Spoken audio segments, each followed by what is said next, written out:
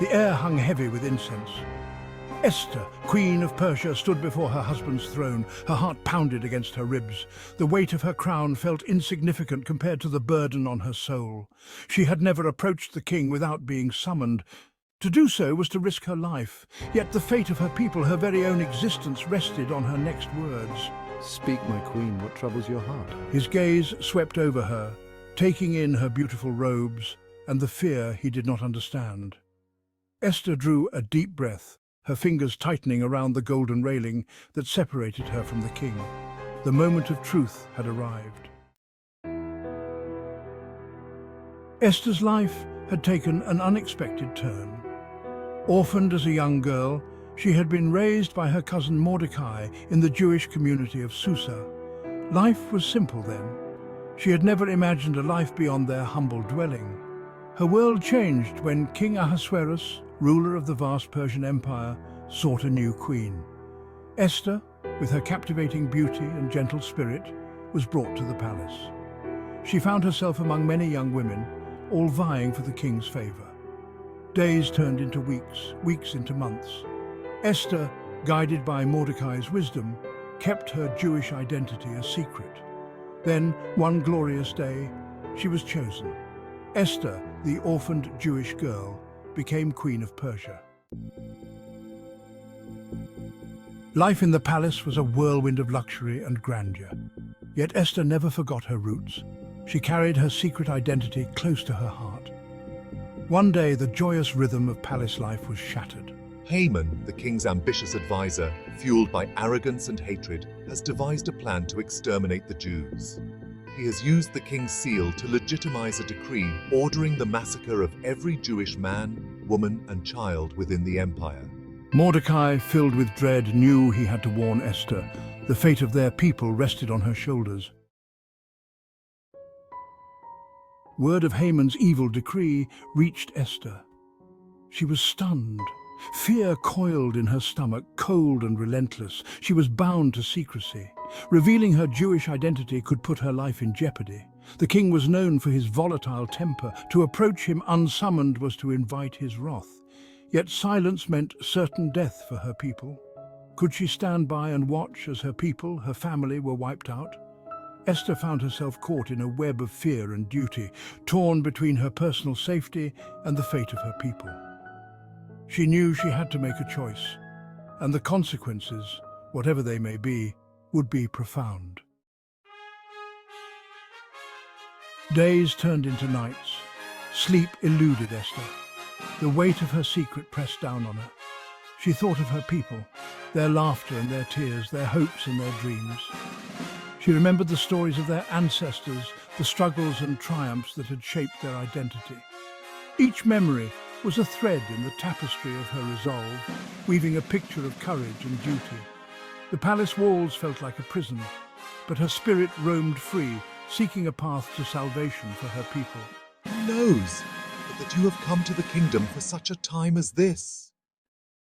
These words echoed in her mind, a beacon of purpose in the darkness of uncertainty. They were a reminder that her position was not just a privilege, but a responsibility, a call to action that she could not ignore. Esther's fear began to give way to resolve. She would act. She would risk everything to save her people. She sent word to Mordecai, asking him to gather all the Jews of Susa. They were to fast for 3 days and nights. She too would fast, along with her maids. Then she would approach the king, even if it meant defying the law and facing death. The days of fasting were filled with prayer and reflection, each moment strengthening her resolve. The support of her people was a shield against her fear, their faith a beacon guiding her through the storm. If I perish, I perish. These words were not just a declaration of her fate, but a testament to her courage. She knew the risks, but she also knew the stakes. Her people's future hung in the balance, and she was their last hope. With a heart full of determination and a spirit unyielding, Esther prepared to face the king, ready to embrace whatever destiny awaited her. On the third day, adorned in her royal robes, Esther approached the king's court. Her heart hammered in her chest. She could hear her own breath, shallow and quick. As she stepped into the throne room, the king looked up, his brow furrowed in surprise. But a smile quickly spread across his face when he saw his queen. What is it you wish, Queen Esther? Whatever you ask, up to half my kingdom it shall be granted to you. Esther, summoning all her courage, invited the king and Haman to a banquet she had prepared in their honor. Intrigued, Ahasuerus accepted. The banquet was a lavish affair. Rich food and fine wine flowed freely. Haman, pleased by the queen's invitation, basked in the king's favor. He was unaware that his meticulously crafted plan was about to unravel. Meanwhile, I, a loyal subject of the king, refused to bow down to Haman. This seemingly insignificant act, fueled by Haman's pride and prejudice, set in motion a chain of events that would lead to his downfall. Enraged by Mordecai's defiance, I vowed revenge. I convinced the king to allow me to hang Mordecai on a gallows I had built. The stage was set for a dramatic confrontation. The next day, Queen Esther held another banquet for the king and Haman. This was no ordinary feast. It was a grand affair, filled with the finest foods and wines, a setting fit for royalty. The atmosphere was heavy with anticipation, as everyone knew that something significant was about to unfold. The tension in the air was palpable. Every eye in the room was on the queen, waiting for her to speak. The courtiers whispered among themselves, speculating about the purpose of this second banquet. Again, Ahasuerus, pleased by his queen's attention, asked her to name her request. His voice was gentle yet commanding as he leaned forward, eager to hear what she had to say.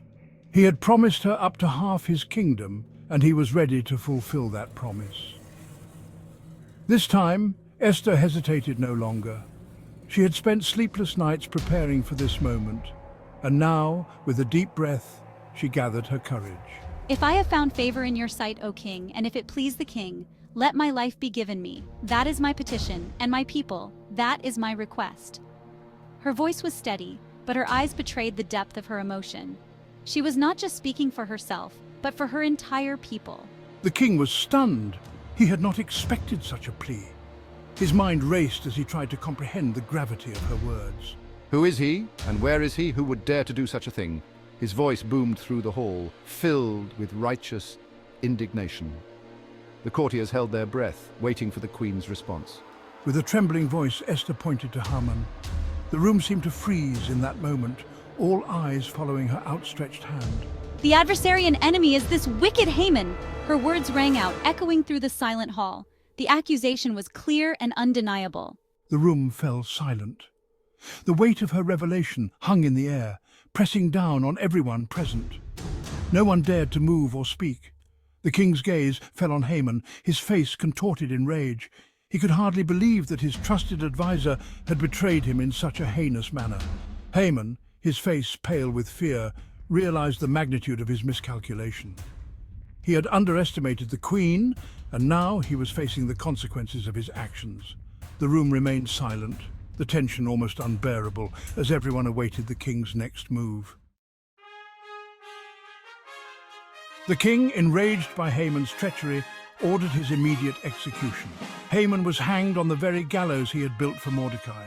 The king, realizing the extent of Haman's deceit, issued a new decree. This decree granted the Jews the right to defend themselves and to exact revenge on their enemies. On the appointed day, the Jews, armed and ready, fought back against their attackers. They emerged victorious, their courage and resilience a testament to their faith and their determination to survive. The tables had turned. What was meant to be a day of mourning and sorrow transformed into a day of rejoicing and celebration. To commemorate their miraculous deliverance, Esther and Mordecai established the festival of Purim. This festival is not just a celebration, but a profound reminder of the resilience and unity of the Jewish people. It is a time when communities come together to honor their history and the incredible bravery that saved them from a dire fate. The name Purim comes from the word pur, meaning lot, referring to the lots Haman cast to determine the day of the Jewish massacre. This act of casting lots was meant to bring about their destruction, but instead it became a symbol of their survival and triumph over evil. The story of Purim is a testament to the unpredictable nature of fate and the power of faith and courage. Purim is a joyous occasion, a time for feasting, exchanging gifts, and remembering Esther's bravery. Families gather to share traditional foods and children dress up in costumes, adding a playful and festive atmosphere to the celebration. The giving of gifts, known as mishloach manot, strengthens community bonds and ensures that everyone can partake in the joy of the festival. Her story serves as a powerful reminder that even in the darkest of times, one person's courage can make a difference. Esther's bravery in the face of danger is a beacon of hope, showing that standing up for what is right can change the course of history. Her actions teach us the importance of courage, integrity, and the impact one individual can have on the world. Esther's legacy lives on, inspiring generations to stand up for what is right, to fight for justice, and to never lose hope, even in the face of adversity. Her story is not just a historical account, but a timeless lesson in the power of resilience and the importance of standing together against oppression. It encourages us to be brave and to support one another in the pursuit of justice. The festival of Purim stands as a testament to the enduring strength and resilience of the Jewish people. It is a celebration of their survival, their unity, and their unwavering spirit. Through the joyous festivities, the story of Esther continues to inspire and remind us all of the power of courage, community, and hope.